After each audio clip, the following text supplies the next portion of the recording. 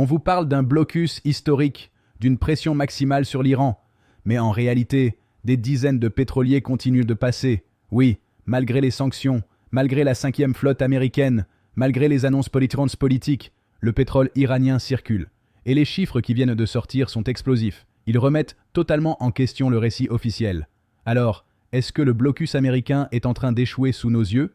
Ou est-ce qu'on assiste à quelque chose de beaucoup plus grave et beaucoup plus stratégique? Depuis le 13 avril, date officielle du lancement du blocus américain, les chiffres racontent une toute autre histoire que le discours politique. Au moins 34 pétroliers ont franchi la zone d'Ormuz sans être stoppés. Et attention, il ne s'agit pas seulement de navires anonymes ou marginaux. On parle de tankers parfaitement identifiés, suivis par des systèmes de tracking maritime comme ceux de Vortexa. Dans le détail, 19 navires sont sortis du Golfe, pendant que 15 autres entraient vers des ports iraniens. Autrement dit, le trafic ne ralentit pas. Il s'organise, il continue dans les deux sens. Parmi ces flux, 6 pétroliers transportaient directement du brut iranien. Et là, on change d'échelle. On parle de 10,7 millions de barils exportés en quelques jours seulement. À prix de marché, cela représente environ 910 millions de dollars. Presque 1 milliard qui passe, malgré les sanctions. Et ce n'est pas un simple contournement opportuniste. C'est une mécanique bien rodée. Certains de ces navires appartiennent à ce que les analystes appellent désormais une flotte fantôme. Des tankers souvent sanctionnés qui changent de pavillon, coupent leurs transpondeurs ou modifient leur trajectoire pour brouiller les pistes. Le cas le plus frappant, c'est celui du Dorena, un supertanker sous sanction américaine qui a quitté Ormuz le 17 avril. Sa position a ensuite été signalée au sud de l'Inde le 18, ce qui veut dire une chose très simple. La cargaison est en route vers des acheteurs, donc on n'est pas face à des tentatives isolées ou des échecs ponctuels du blocus.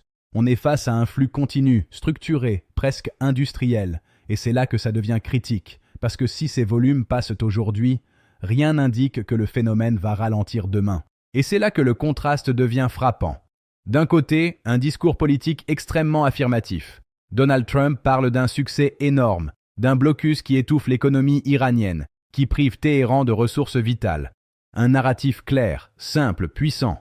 Celui d'une pression maximale, qui fonctionne. Mais de l'autre côté, il y a les données. Et elles racontent une histoire beaucoup moins maîtrisée. Parce qu'au moment même où ce succès est revendiqué, près d'1 milliard de dollars de pétrole iranien circulent déjà hors de la zone. Des tankers sanctionnés naviguent librement. Et surtout, le flux ne s'interrompt pas. Ce n'est pas un dérapage ponctuel qu'on pourrait corriger. C'est un décalage structurel entre l'objectif affiché et le résultat réel. Et ce décalage pose un problème stratégique majeur. Soit les États-Unis ont volontairement laissé passer certains flux pour éviter une escalade militaire directe dans une zone ultra sensible. Soit ils ne parviennent pas à verrouiller complètement le détroit malgré leur présence navale. Dans les deux cas, le signal envoyé est ambigu.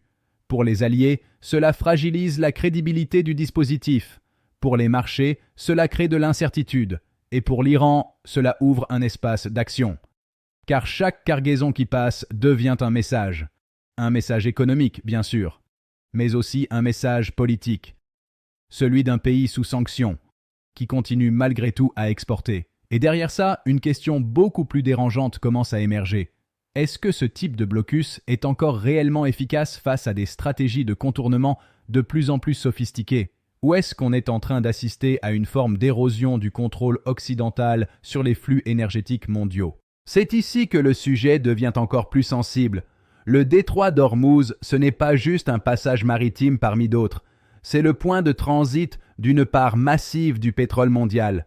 Chaque jour, une portion significative de l'énergie qui alimente la planète passe par ce couloir étroit. Et sur le papier, la zone est sous surveillance constante. La 5e flotte américaine y est déployée, avec des moyens militaires considérables, capables de suivre, dissuader, intervenir. Donc logiquement, un blocus devrait être extrêmement difficile à contourner. Mais ce que montrent les événements récents, c'est une réalité beaucoup plus nuancée. Parce que l'Iran, lui, joue à domicile. Il connaît chaque kilomètre de ce détroit. Il maîtrise les routes maritimes, les zones de tension, les points de passage critiques. Et surtout, il ne cherche pas forcément à bloquer frontalement. Il agit par pression, par ambiguïté, par démonstration de force ciblée. On l'a vu avec des interceptions de navires, des communications radio-agressives, des incidents qui envoient un message sans déclencher une guerre ouverte. C'est une stratégie de seuil, rester juste en dessous du niveau qui provoquerait une riposte massive, mais suffisamment haut pour imposer un rapport de force. Et dans ce contexte, chaque pétrolier qui passe devient presque un test grandeur nature. Jusqu'où peut-on aller sans provoquer d'intervention directe? Combien de flux peuvent être maintenus sans escalade? La déclaration du commandement iranien va dans ce sens. Il parle d'une préparation militaire qui empêche toute erreur de calcul. Autrement dit, ils envoient un signal clair. Toute tentative de verrouillage total pourrait coûter très cher. Et c'est là que l'équilibre devient extrêmement fragile.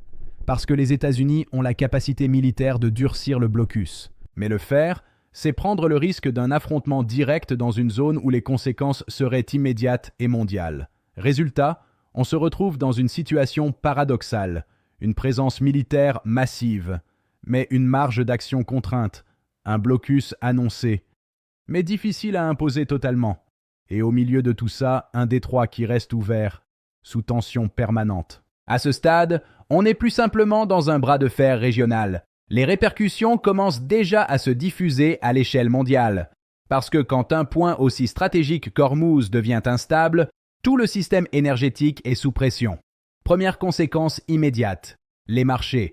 Le moindre doute sur la fluidité du trafic fait réagir les prix. Le baril devient plus volatile, les primes de risque augmentent et les acheteurs anticipent d'éventuelles perturbations. Ce n'est pas seulement une question d'offre réelle, c'est une question de confiance. Si les acteurs du marché pensent que le passage peut être perturbé à tout moment, ils ajustent leur position. Et ça suffit à faire monter les prix. Deuxième effet, plus discret mais tout aussi concret, la logistique. Les assureurs maritimes augmentent leurs tarifs. Certains armateurs évitent certaines routes. Et progressivement, le coût du transport énergétique grimpe. Ce surcoût se répercute ensuite sur toute la chaîne. Carburant, transport aérien, marchandises. On parle déjà de tensions sur le kérosène. Des compagnies aériennes commencent à revoir leurs plans, voire à annuler certains vols dans les scénarios les plus tendus. Et là, on sort définitivement du cadre géopolitique pur. On entre dans l'impact direct sur l'économie réelle. Mais le point le plus critique, c'est la suite. Parce que si le blocus ne produit pas les effets attendus, la pression politique va monter. Et à un moment, une décision devra être prise. Soit accepter un contournement partiel et maintenir un équilibre fragile, soit durcir les mesures. Et durcir dans cette zone, ça veut dire prendre un risque. Un incident mal calibré, une interception qui dégénère, un tir mal interprété. Et la situation peut basculer très vite. Or, dans un espace aussi stratégique, une escalade ne reste jamais locale. Elle impacte immédiatement les flux pétroliers, les marchés financiers, les chaînes d'approvisionnement mondiales. C'est pour ça que, derrière ces chiffres de tankers et de cargaisons, se joue en réalité quelque chose de beaucoup plus large. Un test de puissance, un test de contrôle, et peut-être un point de bascule dans l'équilibre énergétique mondial. La vraie inconnue maintenant, ce n'est pas ce qui s'est déjà passé. C'est jusqu'où chacun est prêt à aller sans faire déraper la situation.